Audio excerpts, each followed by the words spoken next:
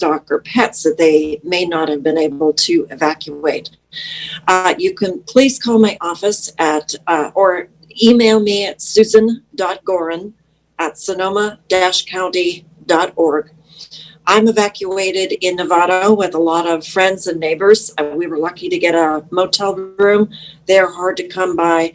I really want to thank everybody who is volunteering at our evacuation centers. And we are standing up more evacuation centers today and during these fires because of COVID pandemic that we are experiencing. Kudos to all of the folks in Petaluma and Santa Rosa who are volunteering at the evacuation center, and we're working to ensure that we have adequate supplies of personal protective equipment and blankets and food, everything that our evacuees need. And know that there are many of us willing to and able and want to help you with this journey of recovery. And as you know, I know this from personal experience, we will persevere. We are Sonoma Strong. So thanks everybody and a special thank you to the first responders for holding the line in Oakmont and many, many other communities. We did lose homes in Oakmont. We did lose homes in Skyhawk and along Calistoga Road. We will recover, but because of your heroic efforts, there are fewer houses lost. So thank you once again, and to the great work of police and sheriff for evacuating safely. It was very gratifying to me to see the Santa Rosa Police Department whizzing through Oakmont and assuring that everyone was safe. Even though it took me about an hour and a half to get out of Oakmont, I am safe, we are safe, and we will move forward. Thank you. Thank you, Supervisor. And Mayor Schwedhelm, you have some thoughts for us? Yeah, thank you, Paul. It's unfortunate that we're meeting this often, but for everyone who is watching it, it's this type of collaboration working together that will get us through this. So as we approach the evening hours, we know there's many questions about the availability of overnight shelters. Mr. Godley mentioned some of that. So amid the COVID-19 pandemic, residents in need of shelter should proceed to a temporary evacuation point, which is different than we've experienced before, and there an assessment and potential shelter referral will be made. So a list of the temporary evacuation points in Santa Rosa and throughout the county can be found at either the county site or srcity.org/glassfire. And on a separate note, to further assist our firefighting effort, our city is asking residents to conserve water indoors and outdoors, and please do not leave your sprinklers running. By reducing demand on the city system, we can preserve water for critical drinking and firefighting needs. Thank you for doing your part to help this firefighting effort. Thanks, Paul. Thank you for those important reminders, Mayor. We're going to go to questions now, but before we do, I want to remind our members of our media to raise their hand if they have questions, and I will call on you. And before we get to questions, we have another reminder for our Spanish-speaking viewers. Sylvia? Sí, buenas tardes. Si nos acaban de acompañar, esta conferencia de prensa está transmitida en español en la página del Facebook del Condado de Sonoma. Esta es una actualización sobre los incendios Glass y Shady que están afectando al este de Santa Rosa y al Condado de Napa. Muchas gracias. Okay, we'll start with Mary Callahan of the Press Democrat. Mary? Thank you. Can you clarify the number of people under evacuation order and indicate whether you expect any additional evacuations tonight, particularly in the Montecito Brush Creek area? You were a little garbled, Mary, but your question was mainly about whether they anticipate any more evacuations. Is that right? Mainly to clarify the number under order. Could you clarify the number of those who are under evacuation order? I refer to the more recent numbers provided by Sergeant Crum. Okay. Okay, thank you. Mary, according to our numbers, we have about 68,000 people evacuated. And as far as more evacuations for tonight, I don't have that answer for you right now. Those decisions are made at the Incident Command Post at the fairgrounds. It's made in conjunction with CAL FIRE meteorologists, and we'll see how the night progresses. It sounds like, from what I'm hearing from the fire folks, and Chief, if you could pipe in here too, it sounds like the winds are down right now, so I don't think there'll be more evacuations, but I don't want to be held to that. Okay, thanks, Spencer. Nice to see you. Good to see you. Can anyone clarify how substantial the housing losses were today? I can report out on that. So as far as during the after daylight today, the bulk of the structures that have been damaged and destroyed during this fire event have been under the cover of darkness. So daylight allowed us the opportunity to get into those areas. The wind dying down created less opportunity for those homes to be exposed to that ember cast and more critical burning conditions. And so the bulk of the structures that were destroyed and or damaged were over the night last night, and the resources out on the line today are in what we call a tactical patrol.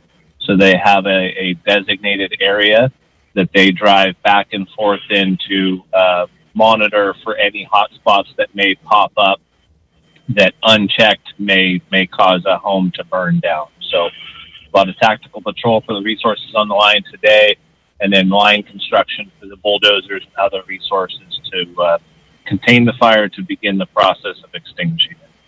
Thank you. Okay, Nichelle Chavez. Hello. I had a fire-related question regarding the acreage that was provided at the beginning of the meeting. I'm hoping to get that number again and understand if that represents one or multiple fires.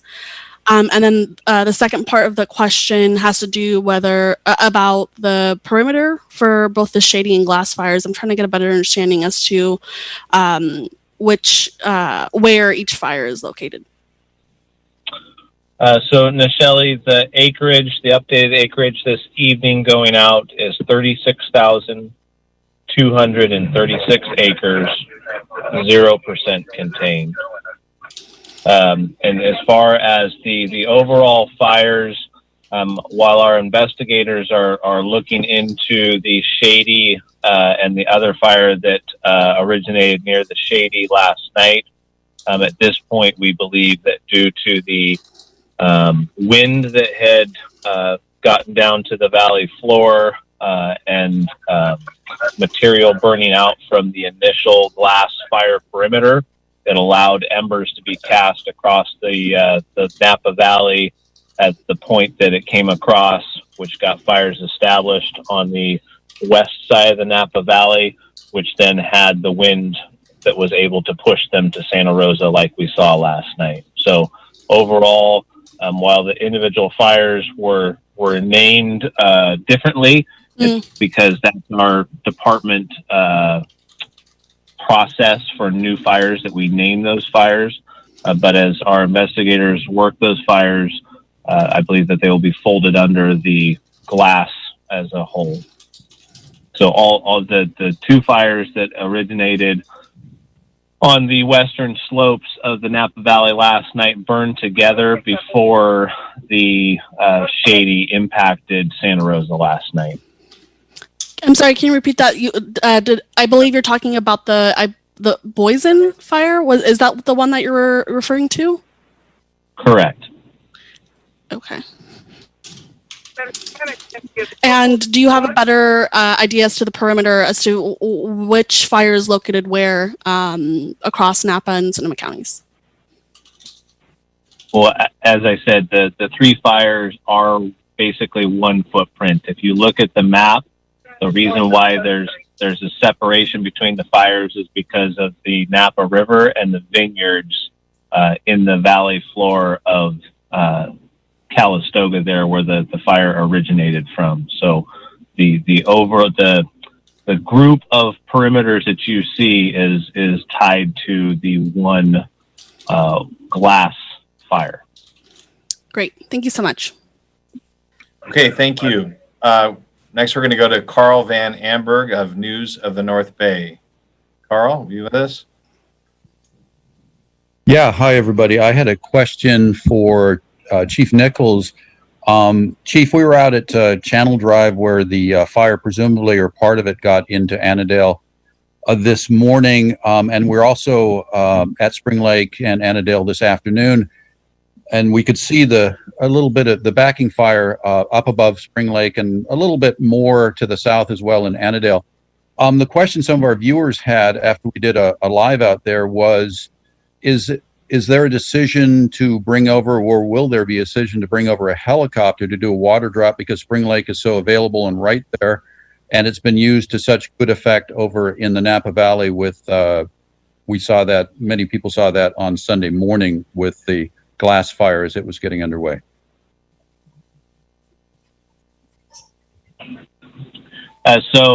Ultimately, yes, there may be the opportunity for helicopter support there at Annandale Park. But remember that we now have 32,000 acres, 36,000 acres that we need to mop up. And helicopters as a tool are not necessarily best suited to mop up hot spots. They're to knock the heat out of a running fire that allows our ground resources to get in and put that out. The most effective way to mop up hot spots and ensure that all of those hot spots are extinguished out there is a hand tool and a hose from a fire engine. That the helicopter application of retardant or water from altitude, especially through the canopy of mature timber, that there's not a good coating of water or retardant that makes it all the way down to the ground that will soak into the ground and extinguish that hot spot. Okay, but you can expect to see helicopters here in the next week or so. Throughout the next. Great. Thank you. Okay, thank you, Carl. We next have a question from Dan Weir of KSRO Radio.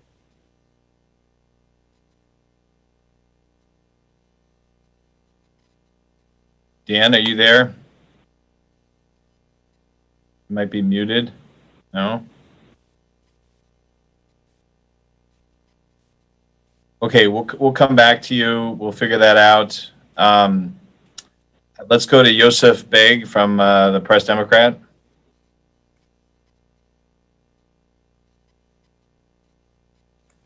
Yosef, did we lose you too? Okay. Julie Johnson. Hi there. Is this working? You're on, Julie. Thanks. Great. All right. I'm going to shoot two questions out, if I may. One is, I'm wondering just basically what time and at what location did the fire first hit Santa Rosa city limits? And then my second question is, I'm hoping someone can tell me about injuries and burns. We've heard there have been a fair amount of those with residents and perhaps firefighters as well.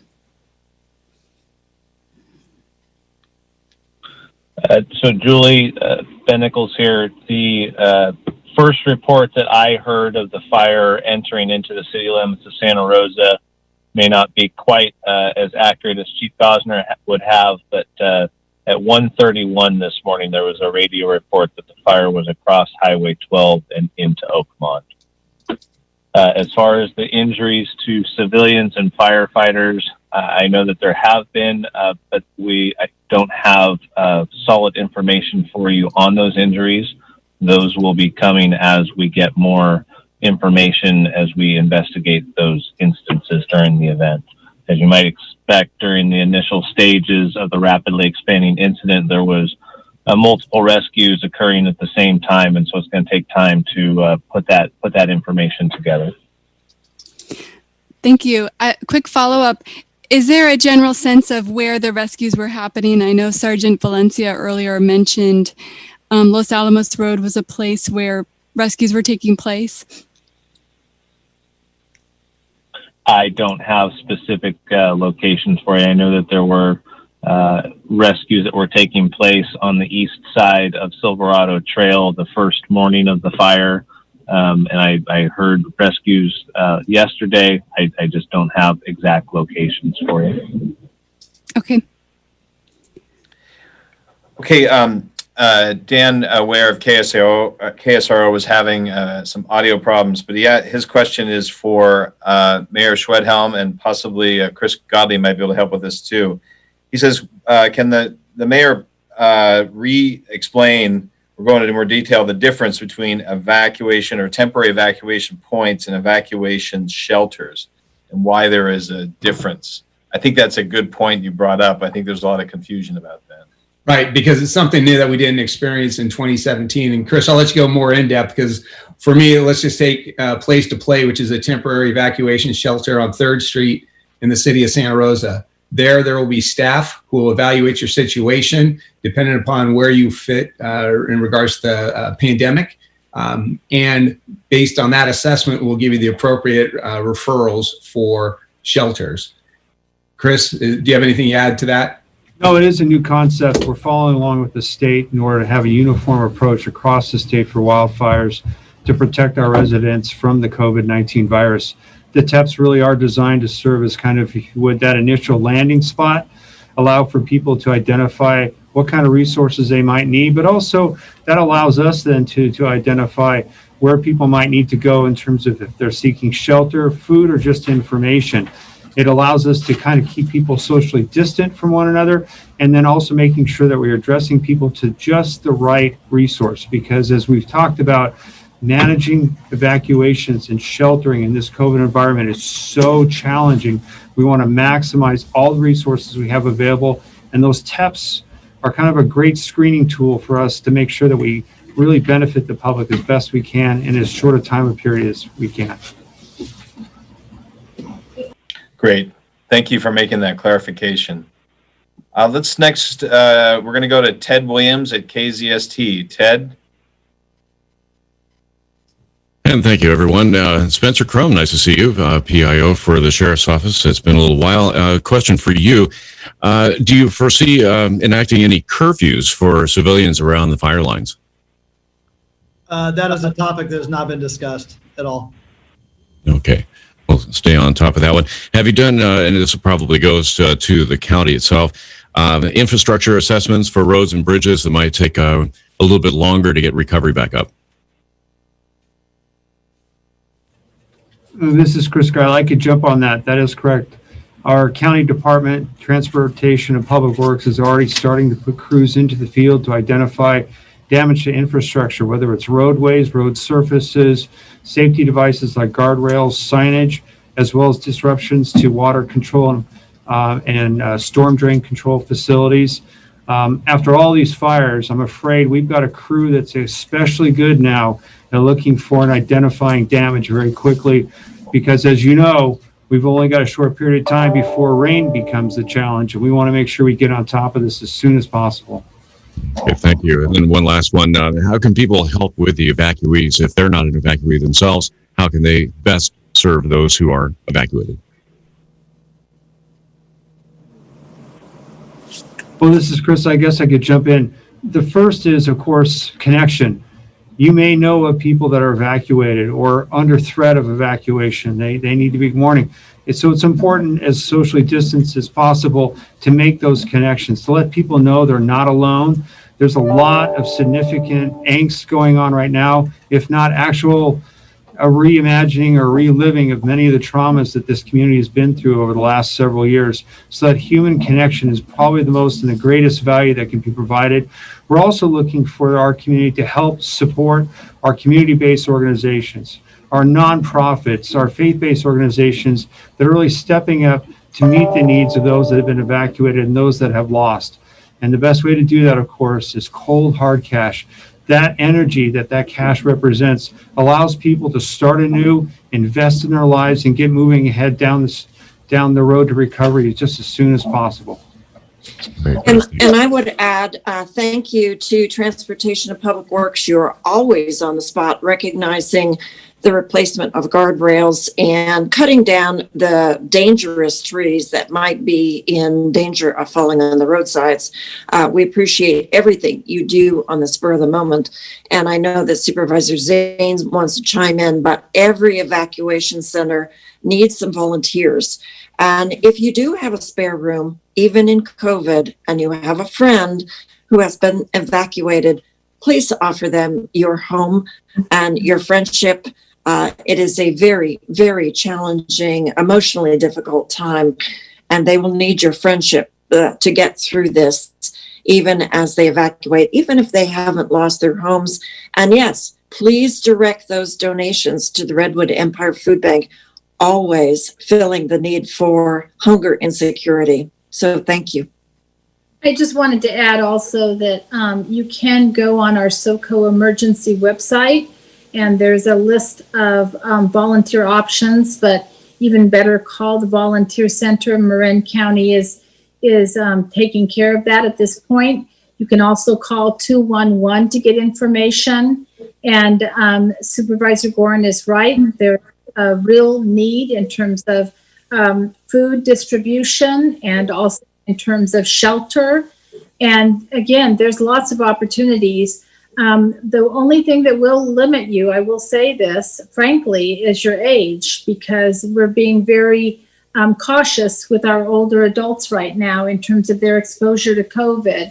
So if you are over the age of 65, there will be definite limitations, but there's still opportunities. Petaluma People Services does over 1,000 calls every day to homebound isolated seniors, and they need more callers. So take a look at the website, socoemergency.org. Think about being one of those volunteer callers, or maybe a delivery person for home delivered meals. Lots of opportunity, and really appreciate the generosity of the community right now. Okay, thank you, everybody. Great job. Great answers. Yeah, thank you for all those great suggestions. Mary Callahan, you have a follow? Howdy. I think I'm figuring out how the evacuation numbers were so significantly different this morning. I wanted to check in and see if there'd been any progress on a north-south fire line or something through Annandale. Can anyone speak to that? Ben, are you still there? Yeah, I'm still here, Mary. So looking at the mobile data terminal and the pickup here, we have an engine back behind Spring Lake on the north end and a bulldozer working deeper in the park. We reached out to State Parks this morning to make sure that any bulldozer work that was done would meet what they needed to do for management for the park. But we do have that dozer and the engine company working on those control lines in the park to keep it in the park. Okay. And can you say anything about, I believe it might have been yesterday that this fire was described as being priority for the state because of the number of structures that were at risk. Can you address that? I can't speak to the fact that it was the priority fire, but I know that we got a substantial amount of resources that we asked for when there wasn't a lot of resources to give. Thank you. Okay, let's go to Rafael Vasquez. Rafael, you have a question? I do. I actually have two questions. Thank you. The first one is, are there any plans to add additional hours for the warm line? I know that last night when we were reporting on KBBF, even until 2 a.m, people were reaching out to us because they needed to talk to somebody. And obviously the warm line is only open from 10 a.m. until 7 p.m. daily. Are there any plans by the county or for the city of Santa Rosa to create a similar warm line for people to check in?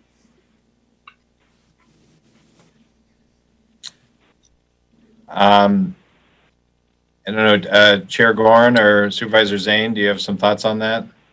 I believe we still have our warm line operational, and I'll let Shirley talk about that. But also, you can call 211 or go on SoCo Emergency for any of the information that you might need about this. Yeah, the warm line is still going, and we're getting, the calls go up and down depending upon what we're experiencing any given day. Obviously, there's a tremendous amount of people in anxiety and stress right now, and the PTSD that gets triggered with the sirens and the smoke and everything. So we want people to use the warm line. Please, please call it. You can have Spanish-speaking therapists as well as other languages. And it is available 7 days a week from 10 o'clock in the morning until 7 o'clock at night. And I'll give the phone number again. And it's really important that people reach out right now and get the help they need. 565-2652, 565-2652. I would say, you know, as hard as it is to go through COVID and these horrible wildfires and floods and everything we've had, you know, our mental health is so important to take care of. And it's so important for us to realize that we all need one another and we all need help right now. There's not one person that doesn't need help. So make the call. There's a live therapist on the other line to talk to you, to give you referrals, and to just talk to you. And it's all free and confidential. Thank you for asking. Yeah, if I may, I think my question was misunderstood. The question was, are there any plans to add additional hours when we have situations like the fires from last night, where again we had people at 2 and 3 in the morning still reaching out for support?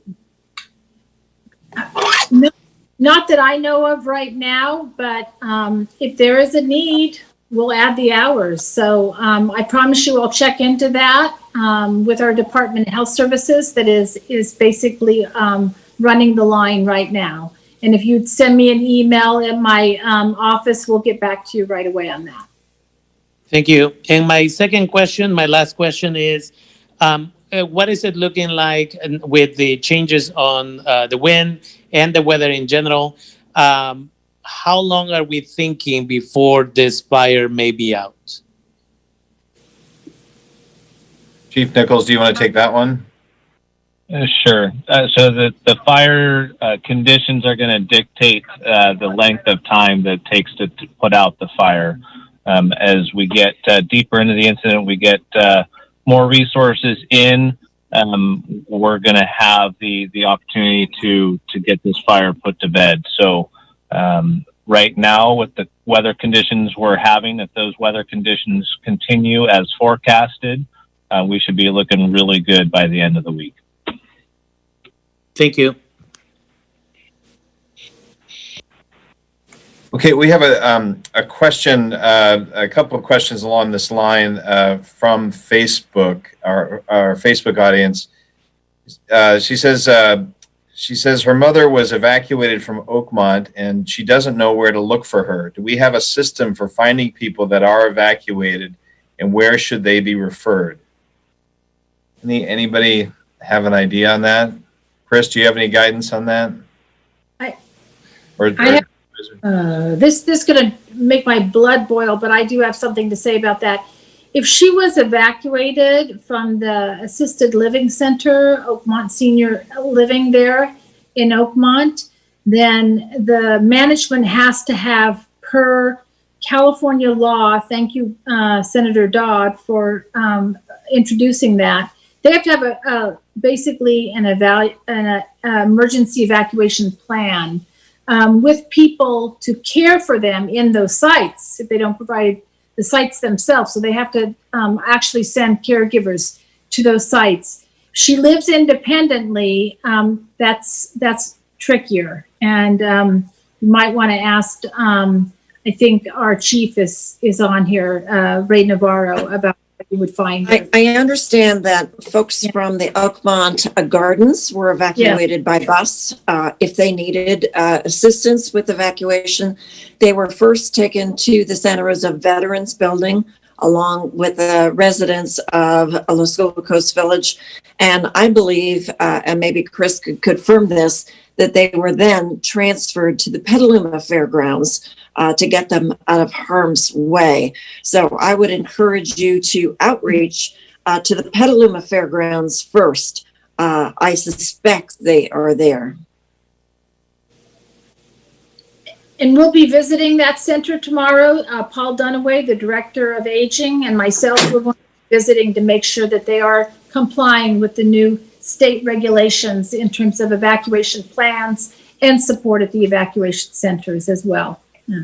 And I will be visiting with my friends and neighbors there and potentially at a number of the evacuation centers. The Oakmont residents are resilient, but we are seniors.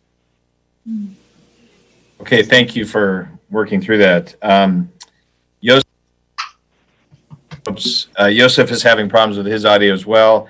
So he asks, his first question is to Chris Godley about the potential capacity at Sonoma State Shelter and when that would be achieved or activated. Sure. Briefly, Sonoma State is offering 2 separate sheltering solutions. This is a significant contribution by the state of California, a real significant coordination effort. And Sonoma State has really stepped up again and again this year during the COVID environment, our most recent, a fire event near Walbridge. And now they're looking at offering dorm suites, if you would. These are not individual dorm rooms, but instead we can shelter up to 5 or 10 people in a suite. We have about 50 of those that we can provide to the most significantly vulnerable individuals or families that are seeking shelter. And then, of course, the congregate or larger scale shelter operation that the American Red Cross has agreed to spearhead, that should provide an additional up to 300 bed spaces, because we're making use of the university's new and very large sports facility complex. So we believe we can provide a safe environment for up to 300 individuals at that location. Okay, great. Way to go, Seawolves. Second question is for Chair Gorin. It concerns about constituents putting themselves at virus risk when they fled the fire and risk getting on buses and going to shelters, more exposure for COVID. Have you heard from your Oakmont neighbors about any angst they're feeling about forced to flee after months of trying to shelter in place? Many of them have been really locked down. Have you heard much? Well, I've been talking with former neighbors and acquaintances that are sheltered here with me at the hotel, motel, and of course everybody's wearing masks, but we have guidelines. And so at these shelters, everyone is required to wear a mask, and especially at the evacuation shelters, the Department of Public Health has operated and stood up public health units for each of the evacuation centers to check the temperatures and to evaluate the best place for people to evacuate to based upon their, if in fact they may be having a temperature, rapid testing for COVID. We do not want to unintentionally expose anybody to COVID during the pandemic. That would be adding insult to injury. So we know we absolutely have to be careful. I have not heard anything specific from my friends and neighbors, but I know that we've been pretty cautious all along about exposure to COVID and really taking care of our own personal health, because we know that seniors, especially those seniors with underlying medical conditions, are vulnerable to COVID. So, of course, we're going to do exactly what we need to do, but the Department of Public Health is helping with that. Great, thank you very much. And our last question, we'll finish with Julie Johnson. Julie, you have a follow-up? Hi there. Thank you so much. I'm wondering, and this is especially for our fire chiefs on the line. I'm wondering, as people go to sleep tonight in parts of Santa Rosa, how concerned are you about keeping neighborhoods safe and, evacuated neighborhoods? And are we over the worst? Are we under major threat? What is your mindset going into tonight? For me personally, going into tonight, we are night and day to what we were last night. So last night we knew that we had the wind coming. We had the wind the night before. So we don't have those critical burning conditions that we were experiencing the last 2 nights. So firefighters across the board here on the glass and shady fires are still got a long road ahead of them, but they are feeling much more confident tonight than we were last night, when about this time or about an hour from now, when the first spot was scene on the ridge that we knew that we had a long night ahead of us. So we take that responsibility to keep folks safe and feel safe in their homes very, very personally. And all the firefighters on the line are making sure that people can be as at ease and at unrest, or I'm sorry, not of unrest, but to feel comfortable in their own home environment. Thank you. That's an optimistic note to end on. So thank you very much, Chief. And I want to thank all of our first responders who are with us today. I want to thank our elected representatives for joining us, our staff, and everybody, and those who ask questions. We appreciate your participation and getting the information out there. Just a reminder that we will be doing these press briefings twice a day, once at 11 and once at 5, as long as we see the need. So we will convene once again at 11 o'clock tomorrow morning. Until then, be wise and be safe. Thank you all. Thank you all.